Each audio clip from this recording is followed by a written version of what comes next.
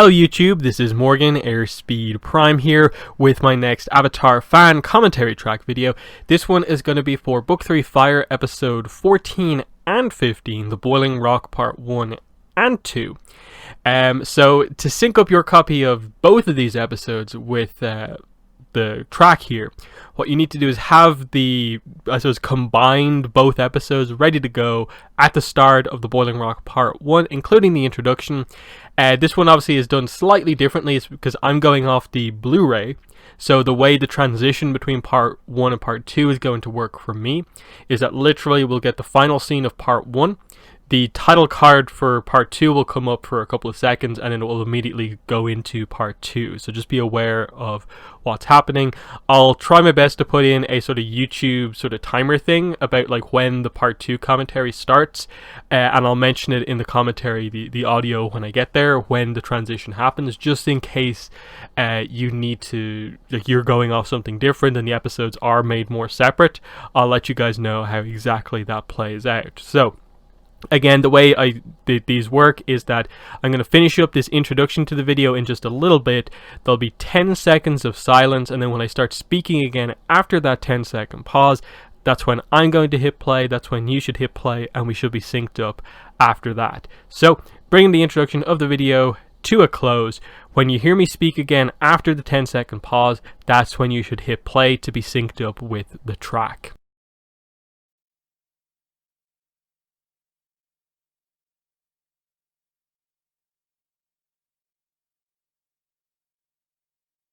Okay, so here we are with The Boiling Rock Part 1 and also Part 2. I'm doing these back-to-back commentaries. I just thought it's done this way on the DVD. This is probably the easiest way to do it for these sort of multi-part episodes. So we are dealing with 2 episodes here. I always, when I talk about them, make the effort to distinguish between the 2 parts. So in terms of my rankings, I have Part 1 ranked at number 28 on my list of 61, and Part 2 I have ranked at number 7. So there's quite a gulf between them, but basically the idea is that Boiling Rock Part 2 I have as an A rank episode right towards the top of the list in the top 10. The first part is still a B rank episode and still relatively high up in that list, in that the B ranks only start at episode 20, so it's quite high up on that list given how many episodes are towards the top. So yeah, part 2 is where the big stuff happens. That's why I rate that one much higher than the other one. But together, they're both, like, it's an amazing 2-parter. Where is Suki? I ask myself that question a lot when it comes to comics and sort of promo material. She's often left out of it, and it's basically from here on out in the series, once she's reintroduced, she's a part of the team. And I don't get why a lot of the comics and stuff like that often don't feel like, you know, they treat her that way. But yeah, we're pre-Southern Raiders here, so Zuko's getting on with pretty much everyone except Katara right now. We still have, of course, the Duke and Haru here. Leave me alone. It's fun just seeing a lot of the, you know, the kids who escaped the initial invasion just hanging out together.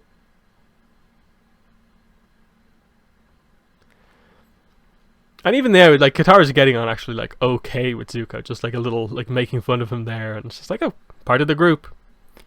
Just relaxing, chilled out here. But, as we'll see, Sokka, surprisingly, is not the life of the party here. He's the one who wants to get things serious. And it's time for his solo journey, his Zuko field trip. And so the question of just, where do Fire Nation prisoners get taken? He wants to get Hakoda back. This is, you know, Sokka dealing with the failure at the invasion. That there's been, with Hakoda, it's been very sort of stop-start. We've seen him for a little bit and Sokka hasn't been able to go with him. They're back together at the invasion, he gets captured. So this is the time to Sokka to save Hakoda and really prove himself again. But yeah, the Boiling Rock, Boiling Lake, really cool setup for a prison of, like, this is Avatar's version of a prison escape. We have to break into the prison, then we have to break out. How's it going to work?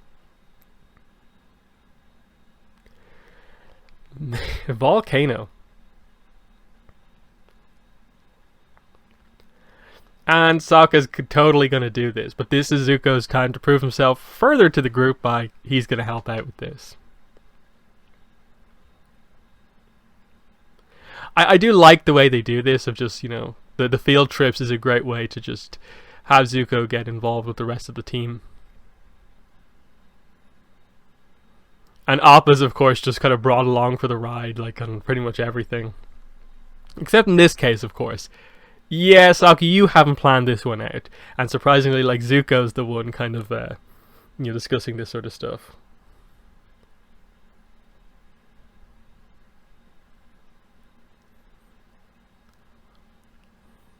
And Sokka's usually the one to plan things out, but here is him having a plan he hasn't thought out, because this is just something he needs to do.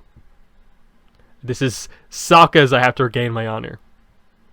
Aang has had one, Zuko's had one, this is Sokka's time.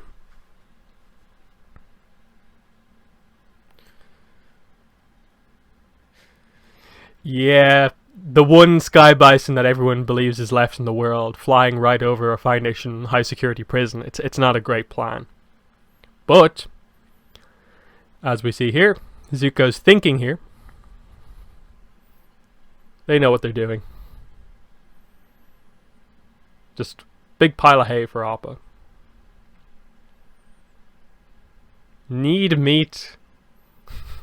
Back in a few days. Practice your firebending. Hot squats.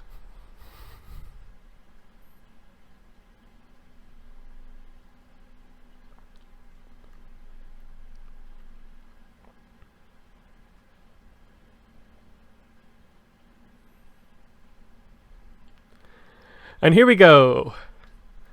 The war balloon. Set up all the way back in like 117. We have more air transport. Awkward, just them being together, such a close environment.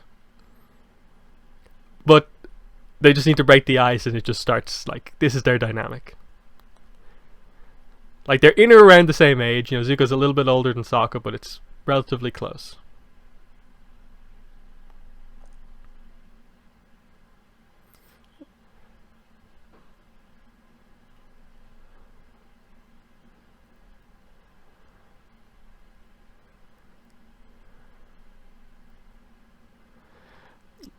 And here we go. Just opening the door a bit, just addressing that Zuko's connection to Iroh is important to him.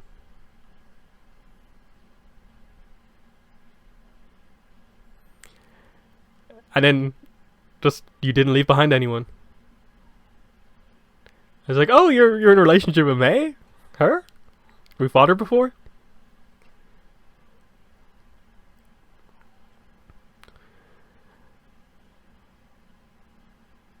And this line is just so iconic.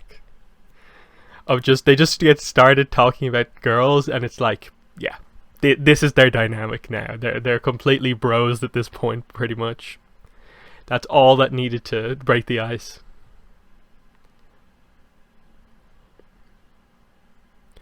And then, like, just with stuff like even the Old Friends poster, where it shows Sokka and Zuko older, and just the idea that they have the connection because they're both good with swords and stuff like that, that they're kind of warrior buddies type thing, so it's really fun. But yeah, here we are, at the Boiling Rock. And again, this is the thing, it's a two-parter. This is the setup. Of course, the sort of big finale stuff that happens towards the end is going to be the more exciting, but this is still good, just to get that setup of, like, Zuko coming with Sokka. Sokka's lack of planning for once, because he's emotionally invested. He's just going to do whatever he can to get Hakoda back. Nice little tease of just even the most minor touch of the water here, because it's a boiling lake, is, you know, excruciatingly painful. And it'll come back later on with the errors of the first escape attempt.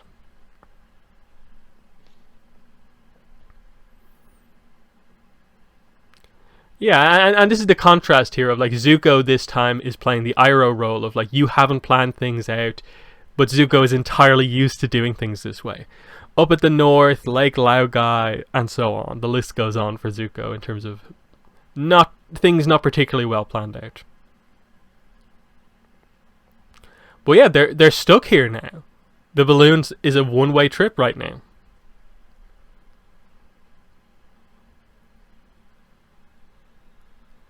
So it just the stakes are immediately raised in that.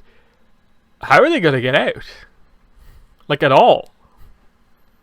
And you kind of think, oh, surely by part 2 the rest of the group is going to come in. But no, they restrain themselves. Like, more enemies arrive in the Boiling Rock, but they happen to find different allies in the prison. Including one of the best kind of minor characters in the series, in my opinion, Chit Sang. Would love to know more about him. Would love to get a little bit of a focus of like addressing what he's up to now, just because I think they do a good enough job of kind of presenting the idea that, like, okay, he's probably a criminal of some sort. He actually probably did some stuff wrong, but he seems like a relatively okay guy, and like he does hang out with the group for a little bit in the aftermath of this. So I'd like to know, like, what did he actually get put in prison for? Is there more to him? And what's he doing now that the war is over? But he plays the perfect role in this episode, this arc of just the guy who knows exactly how the prison is run. He is your typical sort of rebellious prisoner who knows the way things are and wants to get out as much as possible. The second he hears about an escape attempt, he's involved. He's in. But yeah, I love this episode because another show that I really like is the show Prison Break. So this is Avatar's version of like Prison Break, and it's really good. Just like going undercover as guards, the cleverness of the escape plans, and even this thing here, the cooler as this way to deal with bending prisoners who you have to allow some sense of freedom. So you have to have, skilled armed guards who are skilled at bending to defend themselves against bender prisoners. What better way than to just threaten putting them in the cooler, which is obviously this very negative thing for firebenders. And even just stuff like this, the veteran guards who just know how it is. Zuko can't take the hat off, of course, because it'll immediately reveal who he is. Because it's kind of public knowledge to most people. The Zuko has the scar. Some people know, some people don't know, but it's fairly public knowledge. And so, immediately, first we have to find out, is he here? But here we go. Here's our enemy, our villain for the arc. The Boiling Rock Warden. Who, of course, is related to Mai.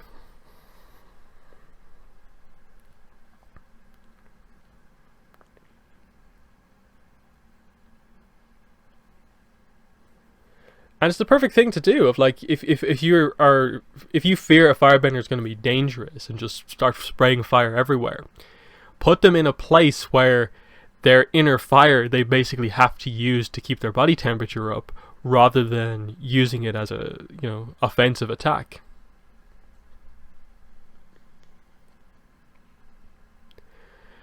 And this is the cool thing about the Warden. He's not the most interesting character, but his dedication to keeping up the record of no one has ever escaped is that he's willing to put his life on the line for that. And it's not that he's a coward at heart and is just speaking big because it's so secure.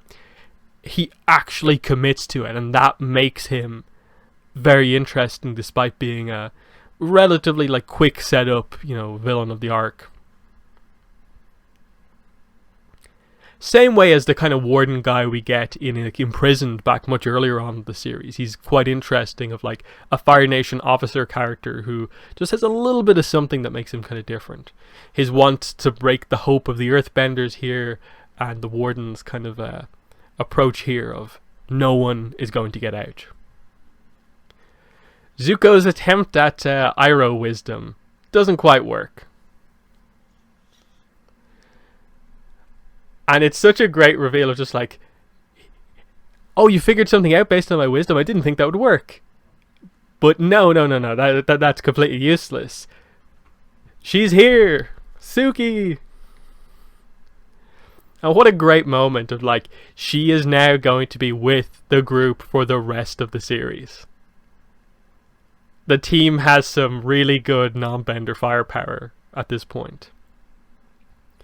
And it allows you to just have her be a little bit more of a focus, because she did just sort of disappear in a way. Like, she had the fight with Azula, you didn't know what way it went, but clearly she lost because Azula, May, and Ty Lee ended up in Ba Sing Se at the end of book 2. Here's where she ended up, and she's actually okay. But yeah, really, really nice reunion.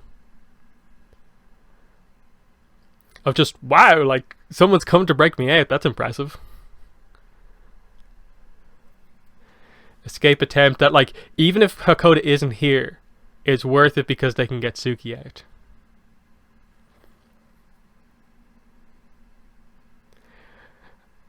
And here's where, unfortunately, Zuko has to break cover here to protect Sokka. Rather than losing both of them, Zuko has to accept, being outed as a fake here. The sacrifice Zuko makes in this episode for everyone. And Sokka just immediately, like, realizes what Zuko's doing and just continues on with it.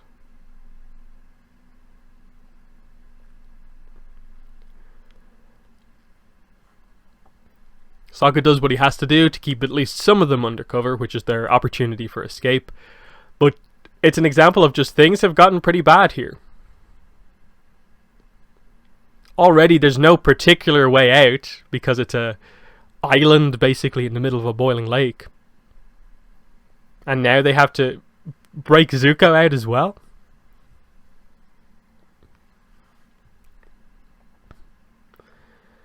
And here we go, the Warden.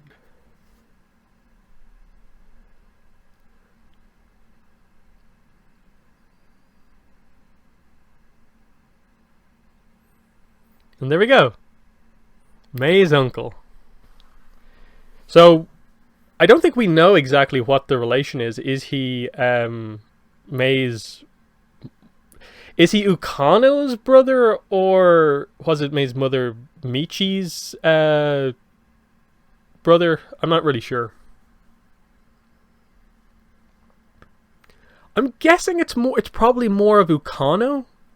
Just because he seems like such a sort of patriot to the Fire Nation that it fits in line with Ukano's view as well in the Fire Nation. At least that's my take on it, that he's probably more Ukano's side of the family.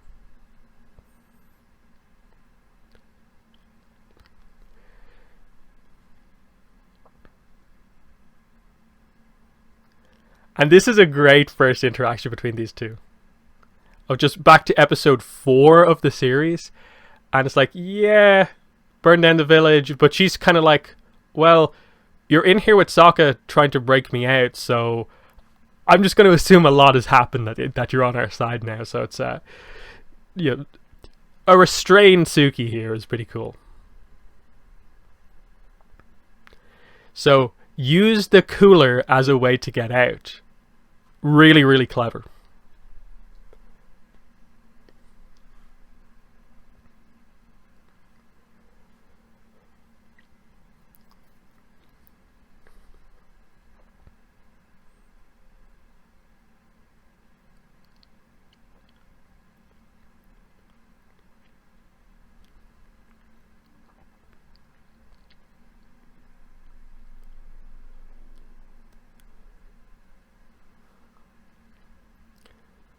And here we go. Chit Sang is involved in the plan.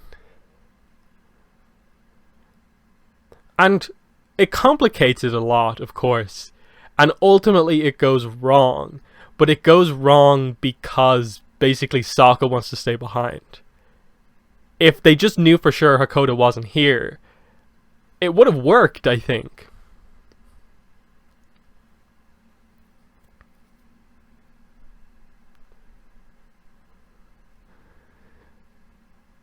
So, yeah. How do you get the cooler out?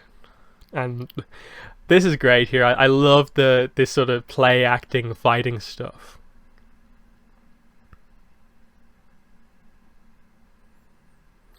Such a fake fight of just quick grapple. Like, it's completely choreographed. Is great. They're just leaving each other wide open. Really bad acting. You know, who actually grapples like that? Test of strength.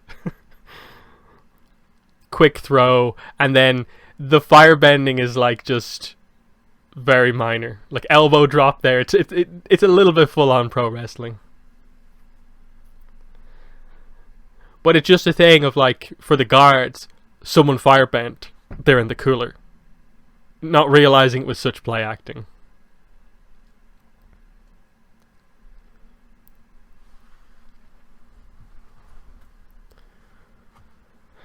And here we go. Zuko, because of his impressive breath control, which Chit Sang doesn't have, because Zuko's more of a skilled firebender, has managed to keep, you know, the inner fire a lot more, so that he's been able to sort of, you know, do what he needs to do without being overly restricted.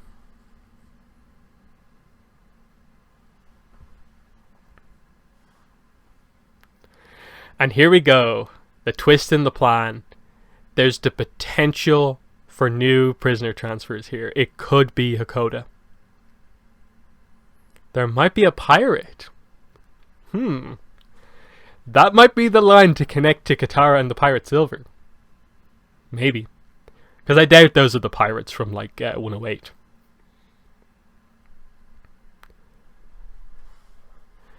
And I like Sokka thinking about this, of just like, it's a risk. Like, you're in charge of the plan. It's up to you. But ultimately the idea is that Suki's all for it.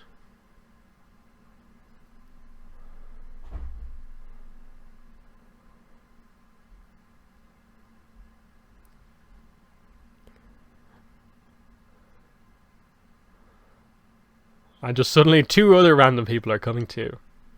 And it's like, okay, so I guess the 3 of them did something together that got them all put in prison at the same time?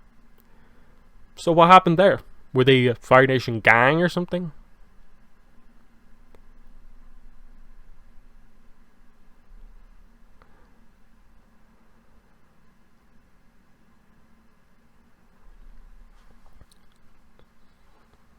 So yeah, I like this thing of just, it's Sokka thinking, no, I won't have hope that it's my father. I'll just focus on the logic of the situation. We can get out with this plan, and, you know, we can't risk the, you know, the bigger plan, basically. But Zuko's like, no, we'll take the risk. But Suki's on board with their plan.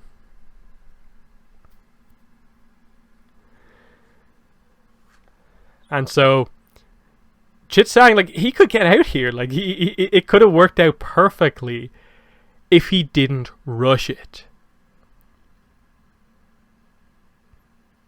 Like, they're not going to be spotted, basically, from where they are. But him trying to paddle to make them go quicker is what, like, completely messes them up. But the strength of Chit Sang, though, like, to just rip that metal panel off.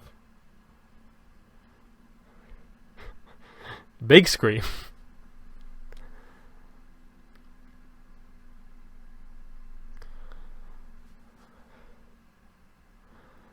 And this is how serious he treats it. Of just like, lock everything down. No one's getting out.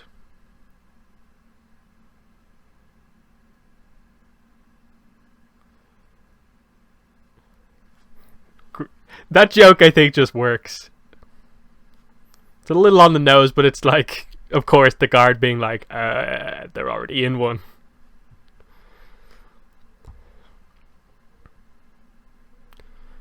And he's just like, very accurate, like, harpooning there. And even just the fact that they have, like, the harpoons like that for, like, any potential escape attempt across the boiling lake, which is already, like, a crazy thing, they still have defenses against that. But here we go. I like to set up at the end of this episode with the idea of, like, prisoners arriving in on the gondola. That is the way out as well.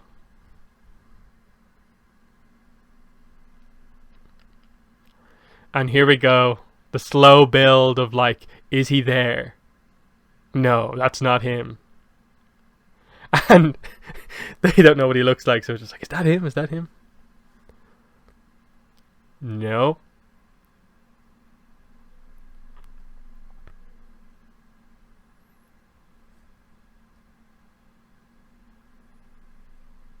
And here we go. Hakoda is here. It's a great setup for, like, it was worth the risk to wait and stay and potentially get him out. Now, one escape attempt has failed. How do they actually get out here? So here's part 2. Title card has just come up. And here we go. Start of part 2, which again, like I said, I rated at the number 7 slot on my list. Just the final fight, the big moments for Mei and Ty Lee at the end, and just the great action throughout. It's really one of the best episodes, I think. It's like the mid season finale type thing of those middle to late episodes.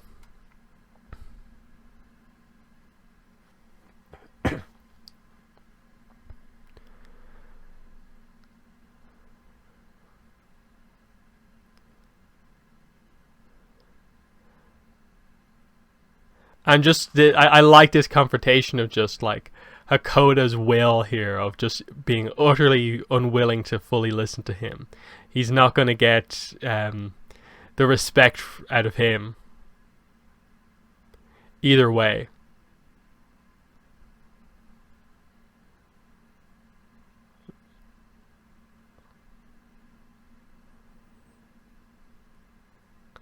And obviously this is a big showcase of like, look how powerful I am.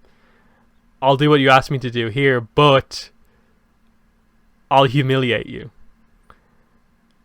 And the thing is, like, if he overreacts here, he's made to look even worse.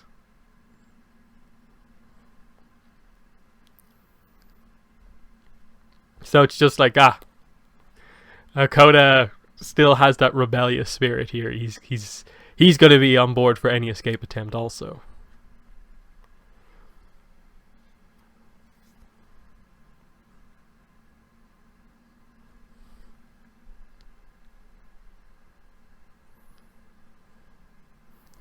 And then, big reunion here.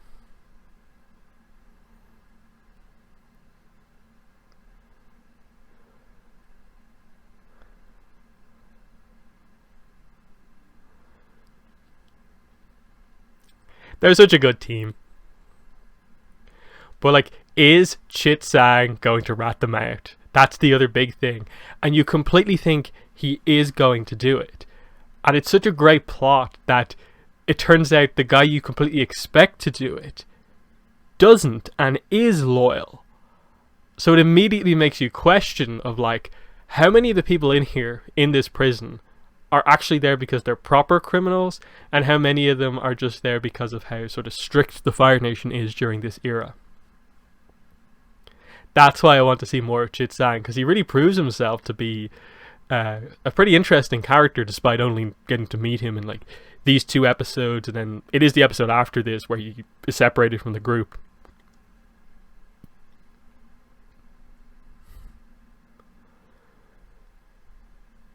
So there's the setup. The others are in a different prison. The Oshinama Fighters, Kyoshi Warriors.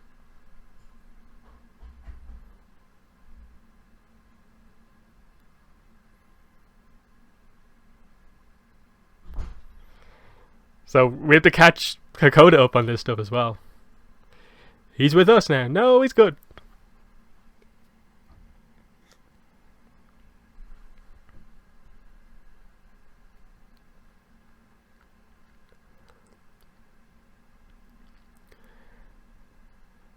And Hakoda just like, if you trust him, I trust him.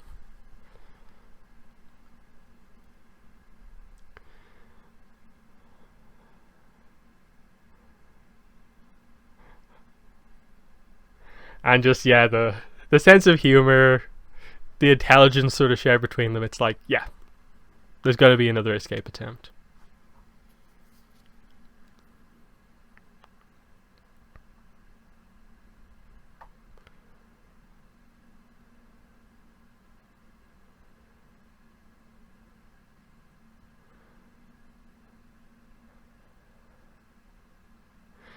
And then I love Sokka acting like the tough guard. Let me just rough him up a bit. And they're like, this is typical guard behavior. Yeah, make it quick.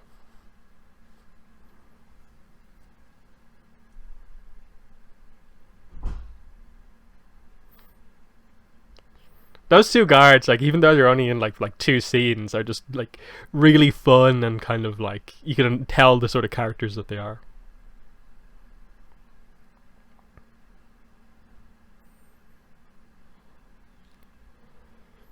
But yeah, where is Zuko being brought here? He's already had the confrontation with May's uncle.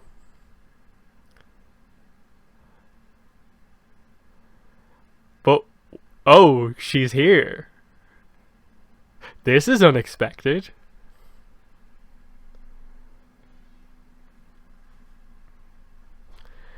And it's like, whoa, they're holding him upside down.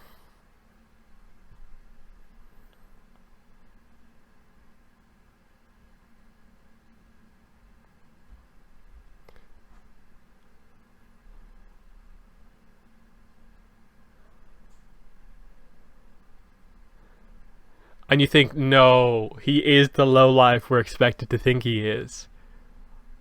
But he's actually really clever here in that he basically just gets the guard who he had an issue with from the start of the first episode in trouble.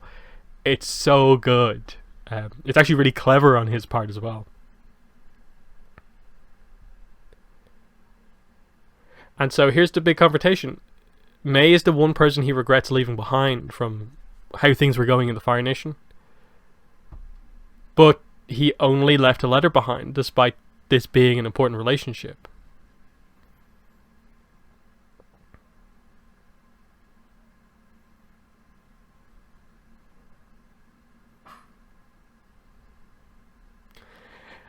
And he's not saying the right things in terms of it being, about their relationship.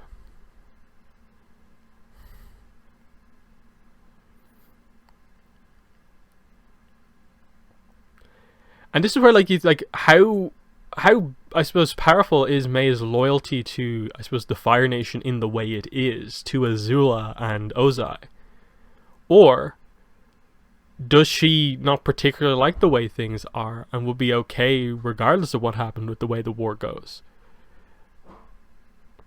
And I think that's why it's so important that they really get across this idea that she actually cares about a relationship with Zuko more than any sort of, I suppose, political view. Basically, she doesn't particularly care about like her uncle's view on things, her father's view on things.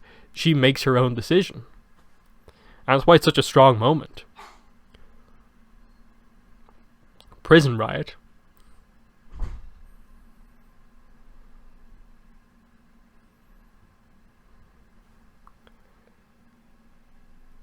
So, great twist on the plan of just like, okay, we'll keep the warden the captive so we can call for the lines to be cut.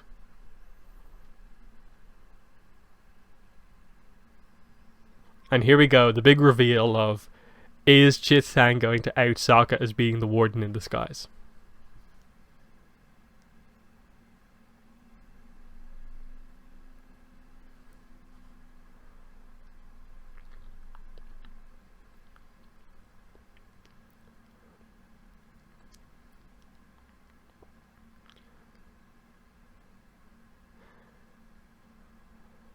Just that he trusts that he has broken Chit Sang completely here, when he hasn't.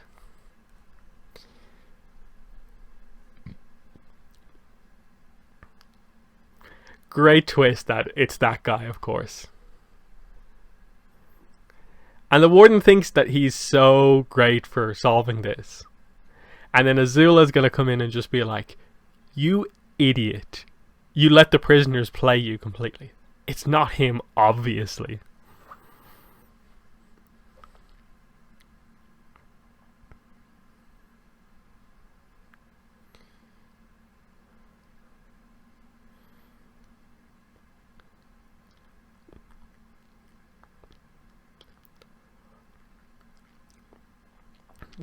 So, all of Ozai's angels are here.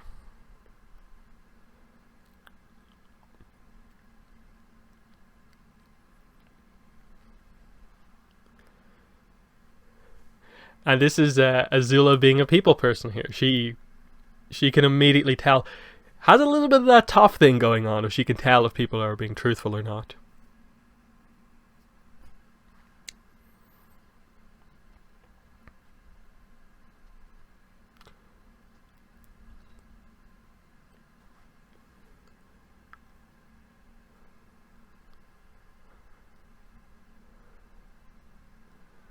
I do love all these sort of like, prison break style tropes going on here of just like, oh, if you want to mess with the warden who's always angry, I'll let him know that. And just, the pressure on the guards, and just how they do the dynamic of like, they really characterize most of the guards as just being sort of normal people who just have this job, which I think works really well.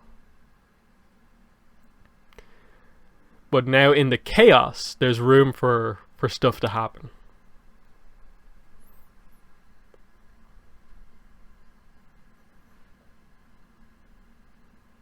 How do we start a riot? And Hakoda's just like, I'll just start a fight and it'll surely develop into a full melee. And this is a great twist. This is like the guys that Aang encounters in the Chin Village prison, who end up looking like tough guys but being like complete softies, and this is another situation like that. But Chit Sang, as the sort of prison veteran here, knows exactly how to start a riot.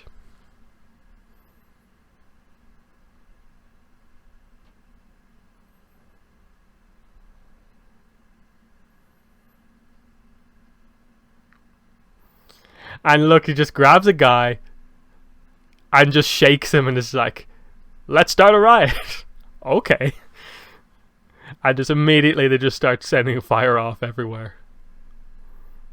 That's how you do it.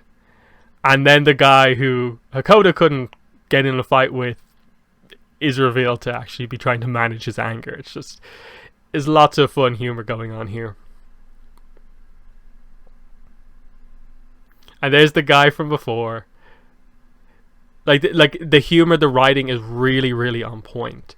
And then this is the thing, the setup of, from May's perspective, Zuko has sort of betrayed her once already by just leaving the note behind, but then he does it again here. She has double the reason to really not fight for him in the way that she does. But you can see how hurt she is. And for someone like May, who usually represses her emotions, for her to even feel that way, it's telling of how she feels about Zuko.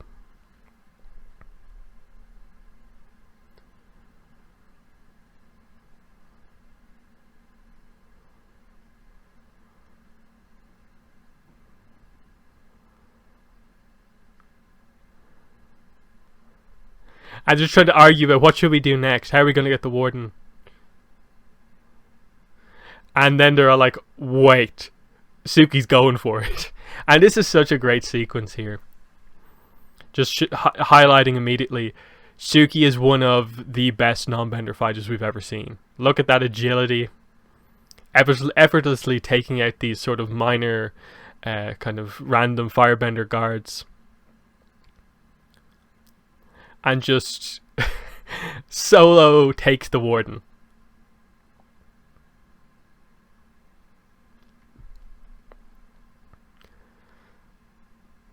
And everyone else is just like panting behind, like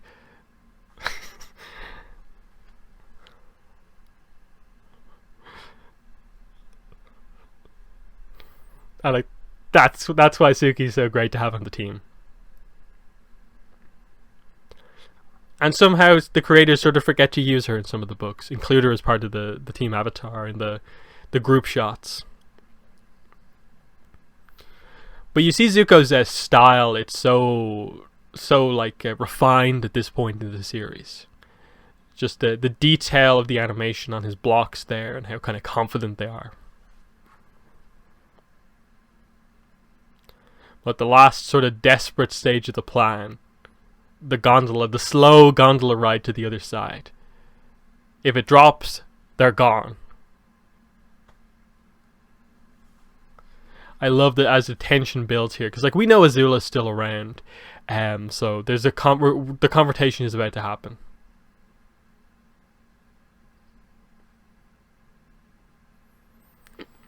Zuko with another one of his amazing leaps. He does one of these in the next episode as well. Like, he can jump a really long way.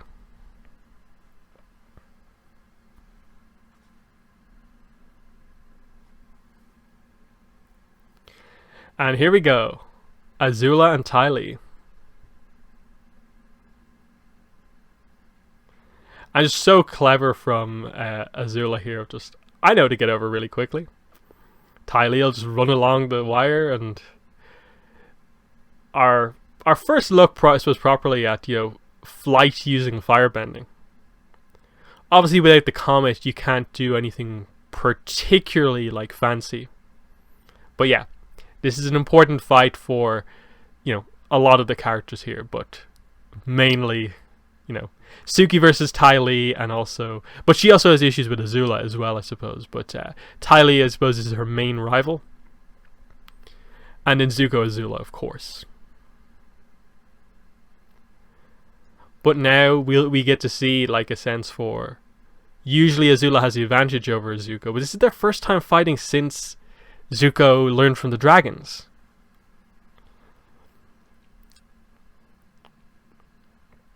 And then really cool hand-to-hand combat stuff.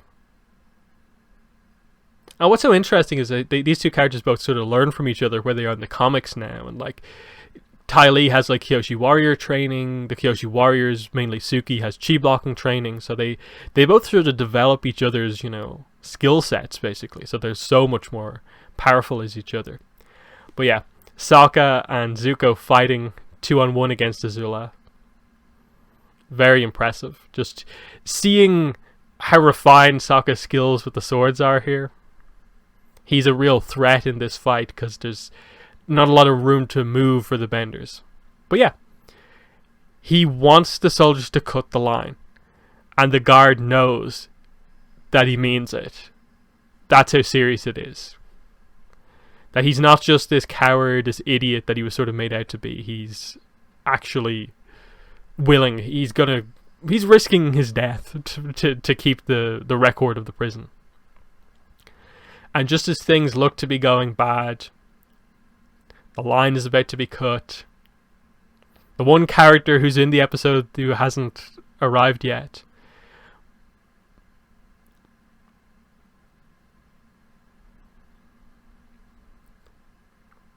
But here's the other gondola. And so the interesting thing here is the timing on this is important. Because with Azula and Ty Lee safe, Mai stopping them, there's only one way to interpret it. Whereas if they had kept Azula and Ty Lee on the gondola, Mai taking out the guards to stop it from happening would have just been her saving her friends. Whereas now the only interpretation is that it is a betrayal. She's doing it to save Zuko. So they play that importantly. Very well. And it's one of the big moments for Mai. You have the beach, of course, is a good development episode for Mai, but this is great as well, just showing that Mai can take out a whole squad of firebenders on her own. She is better than your typical fighter.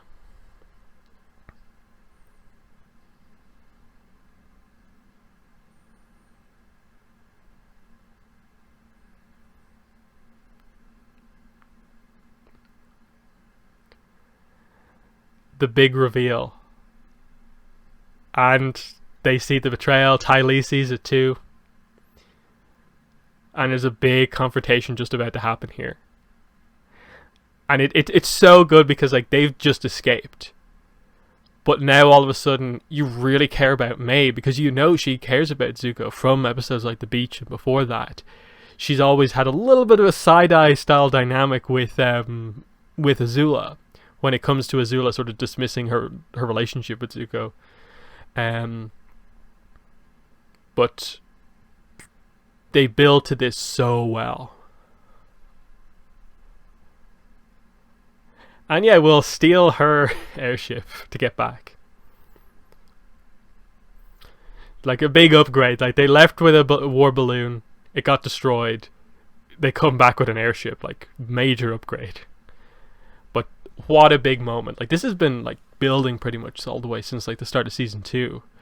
The breakup of this dynamic. She's always treated these two more as, you know, soldiers basically in her army rather than friends. So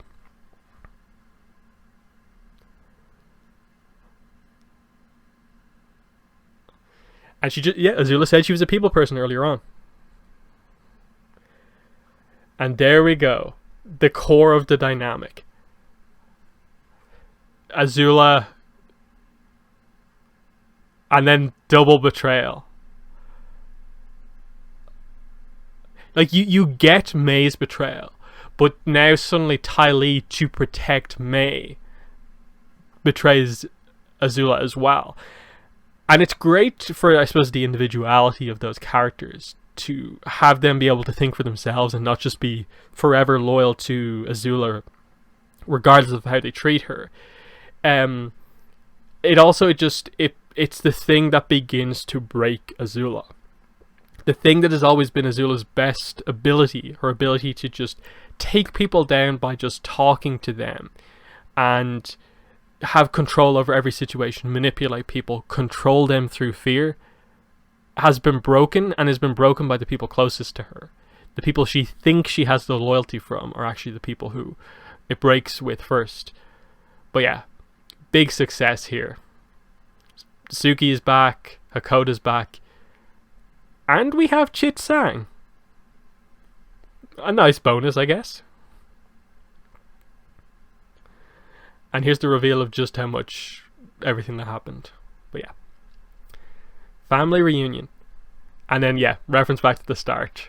No meat in this one.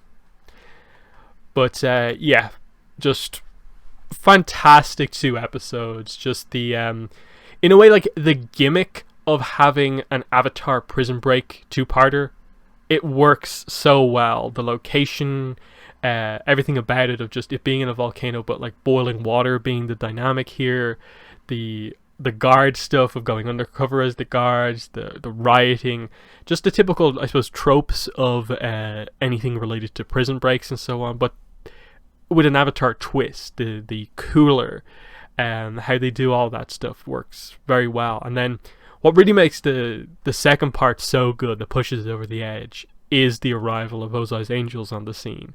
And really having an episode to, I think, focus a bit more on May as a character.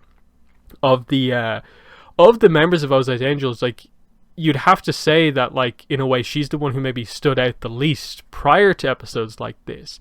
But now she stands out as, like, having almost a little bit more to her than maybe even Ty Lee, because she was the one, like, May is the first character to properly betray Azula and, like, honestly sort of shock Azula with her kind of attitude, her behavior towards her, and just Azula just expecting to have their loyalty, but not realizing that other emotions can play a role. It's not just all about fear.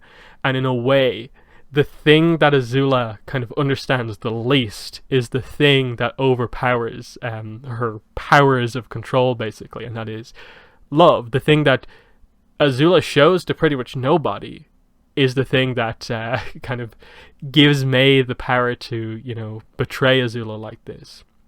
That she loves Zuko more than she fears Azula. And it's such a great scene. And it takes the character who's been one of the noted minor characters from being that to now being like, you are pretty much now sort of secondary main character. You kind of have to treat May as at least being in the same ballpark of a character as like Suki or whatever. And it's just a great example of with just basically one episode taking a character from not having a ton of stuff to being, I want to know so much more about her.